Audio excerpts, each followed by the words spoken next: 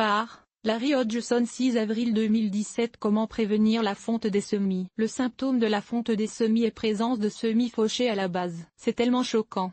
Vos semis lèvent, commencent à pousser et tout semble bien aller, puis un matin, on dirait que le mal frappe toujours pendant la nuit.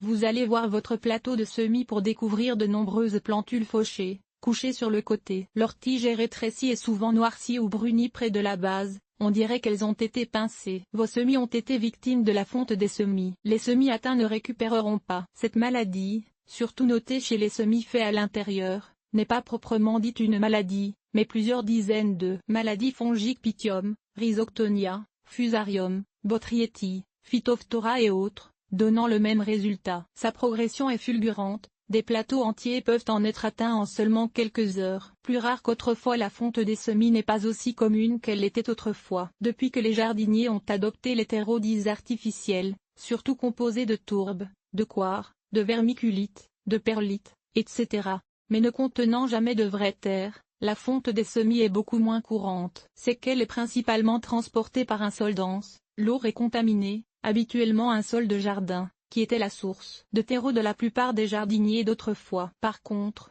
comme les spores de la maladie sont aussi dispersés par le vent, elle peut quand même apparaître à l'occasion même quand on emploie un terreau relativement stérile si l'on ne fait pas attention. Quand vous voyez les symptômes.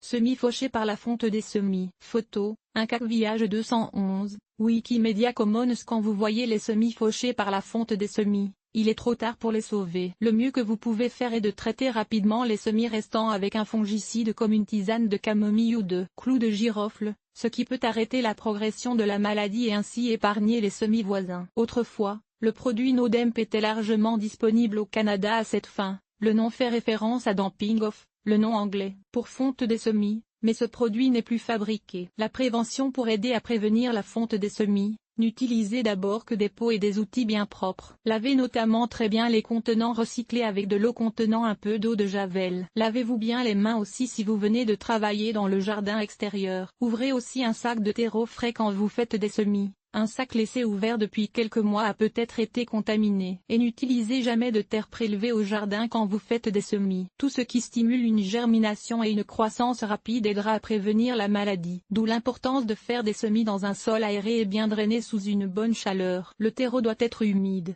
mais non détrempé. Semez les graines à la profondeur recommandée. Cela varie d'une espèce à l'autre, jamais trop profondément, sinon le semis prendra plus de temps à germer, ce qui donne aux champignons plus de temps pour se développer. Une culture à l'étouffée stimule une germination rapide et aide donc à prévenir la fonte des semis.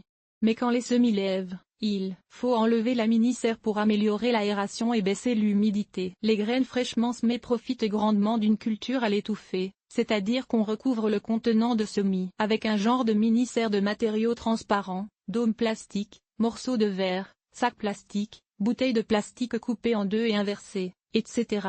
afin de maintenir une atmosphère très humide. Aussi, on expose les graines à une bonne chaleur, souvent de l'ordre de 24 degrés Celsius, car l'air humide et une température chaude stimulent une germination rapide et saine. Dès que la majorité des graines ont germé, que vous voyez les premières feuilles, par contre, mieux vaut exposer les semis à une plus grande circulation d'air et des températures un peu plus fraîches, car les champignons aussi aiment la culture à l'étouffée. Il est donc temps d'enlever leur protection et de les exposer à l'air libre. Terreau artificiel frais, bon drainage, propreté, bonne circulation d'air, air humide, mais non saturé, autrement dit, de bonnes conditions de base pour les semis. Voilà ce qui suffit généralement pour prévenir la fonte des semis. Les cas difficiles par contre, certains jardiniers ont des problèmes répétés avec cette maladie. Si c'est votre cas, voici quelques trucs pour prévenir la maladie. La sphaigne broyée n'est pas toujours facile à trouver dans le commerce. Quand vous faites vos semis, plutôt que de les recouvrir de terreau,